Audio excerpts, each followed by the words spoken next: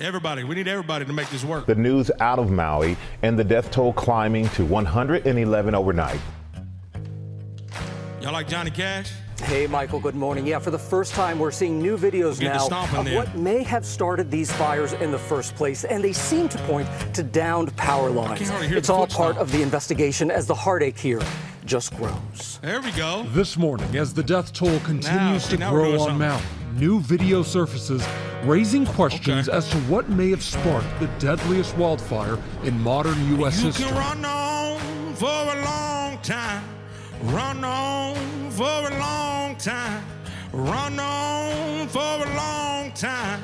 Sooner or later, gotta cut you down. Sooner or later, gotta cut you down. Go and tell that midnight rider. Go tell the midnight rider. The rambler, the gambler, the backbiter. Tell them that God's gonna cut them down. Tell them that God's gonna cut them down.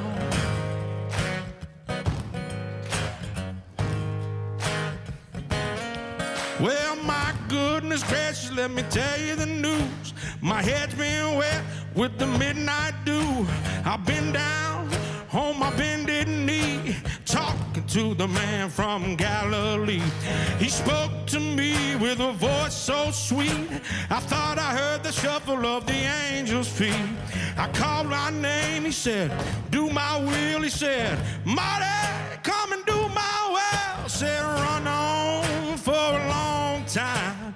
Run on for a long time. You can run on for a long time. Sooner or later, gotta cut you down. Sooner or later, gotta cut you down. You've got 10 sensors in that community that show a very sharp drop in electrical voltage at precisely that same time. Power line just went down. By the next morning, August 8th at 6:37 a.m. in Lahaina, Shane True uses a garden hose to battle a fire. The rambler, the gambler, the backbiter, from off the road there, and all of that is still burning. Authorities declaring that brush fire under control around 9 a.m., but then lost control of the flames hours later when the winds caused the flare-up to spread. Yeah. By 5 p.m., Lahaina's historic Front Street up in flames. You can run on for a long time. Run on for a long time. Run on for a long time. Sooner or later, gotta cut you down. Families are now being asked to provide DNA to account for the dead. This is Eric West here, HawaiiRealEstate.org, coming to you from the beautiful island of Maui. I'm here with the now somewhat world-famous Fish. This is a follow-up interview to two interviews that I did with him. Tell us the story, essentially, just to get everyone caught up to what you experienced that day as the fire was coming down the hill. You were in the town of Lahaina, obviously down in that area. Well, I wasn't in downtown Lahaina. I woke up and I realized the electricity was off and the wind was very, very strong.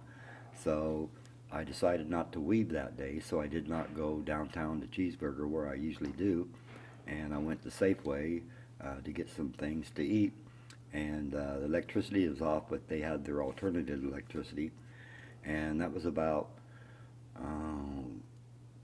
2:30, and I think it took about an hour and a half in line. I got some orange juice, I went to the table and sat down, read the news.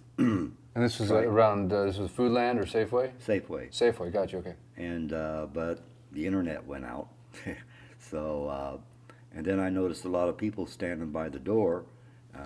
And so I went up to the door and looked out, and there was a fire. And I couldn't believe it. It was so thick, I couldn't see the gateway, which is across the street. It was totally blacked out from the smoke, and it was streaming across the Kahomakai village. Do you know about what time that would have been, Fish? To the best of your knowledge?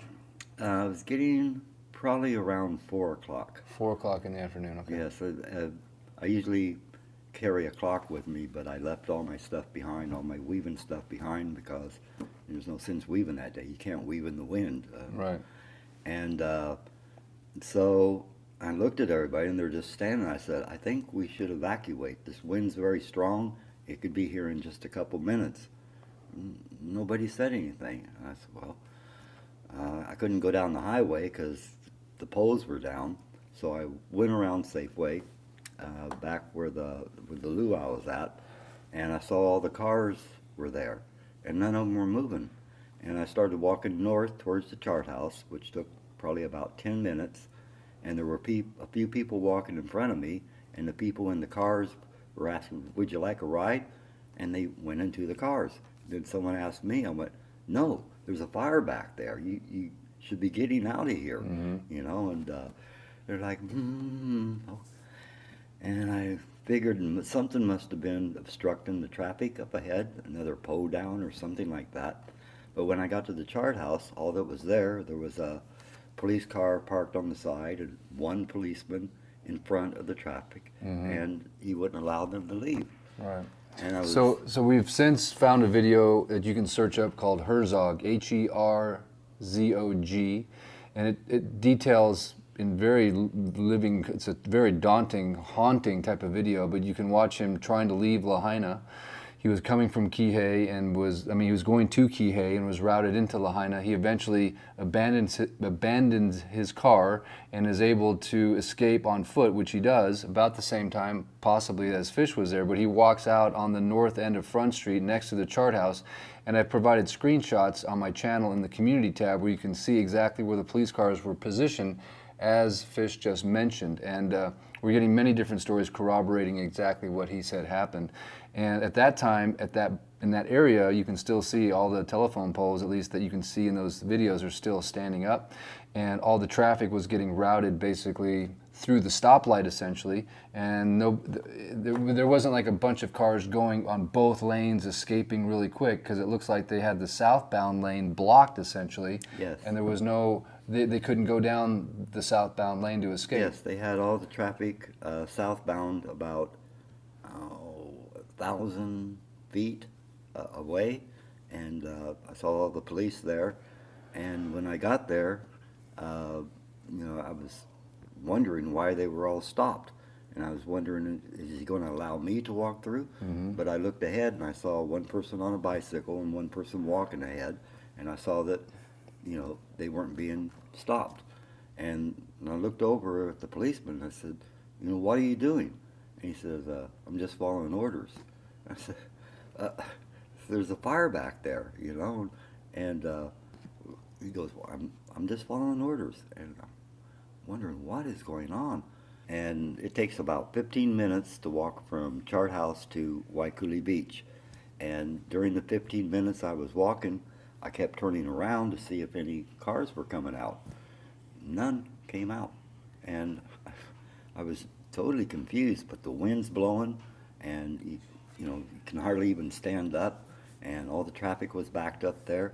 But all in that 15 minutes, from the time I got to Waikuli Beach, I couldn't see around the corner there anymore. Not one car came out. Wow. And then, as I said, I'm fighting the wind, and then all of a sudden I heard boom, boom, and I figured, I've heard telephone poles where I'm at fall down and make that sound, so okay, some more telephone poles are falling down. And then I thought I heard screaming, but I really couldn't discern because of the wind. You know, your mind starts, you know, you get these strange sounds when it's going through the wires and all this, and I'm, no, this can't be. This just can't be. You know, you're just to me, you're like a sage wise man. That's how I've always looked at you. You're somebody that knows things that other people don't know because of your background, your history, your education, the things that you've done in your life, and you've been here and you listen, and I know you're a man of God. I think you've got a faith and you know the Bible. What do you think? It was a choreographed disaster. You know, the pattern of it is just too obvious. You know, not only were they blocking where I was at, the other end of town I found out they had, Maui Electric was trying to set the poles up during the wind, and they had the highway blocked off with that. And the lack of communication, the sirens not going off, the water not being used, I mean, you could go on and on. And then they're lying to us about the people, and the children. That's what a lot of people have been contacting me because they want to know what happened to the kids. Well, all you got to do is extrapolate. There's 3,001 students in Lahaina. 1,000 of them have been accounted for. They're going to either alternative schools or online. That's 2,000 children not accounted for. And this has been weeks afterwards. And they're talking about 100 or maybe 850 or 1,100 that are missing. It doesn't add up. Nothing adds up. It's Nothing adds up. I mean, no pun here, but it seems kind of fishy, don't it, Fish? Very fishy. It's an orchestrated, what did you say? Choreographed disaster. Choreographed disaster. Are you willing to go as far as to say who or what or why? Or are you just going to leave it at that? You let them make their own decisions. Do you have any insight there? And again, I'm not a tinfoil hat conspiracy theory guy, but do you have anything you want to share? And I understand if you don't, but if there's anything you want to share on that topic, do you have anything that you want to? Well, it's something probably anyone who's been on the internet for 30 years like I have knows that BlackRock and Vanguard are the owners of the Hawaiian Electric Company, where FEMA's staying at their $1,000 plus rooms is owned by Bill Gates. All the same names keep popping up.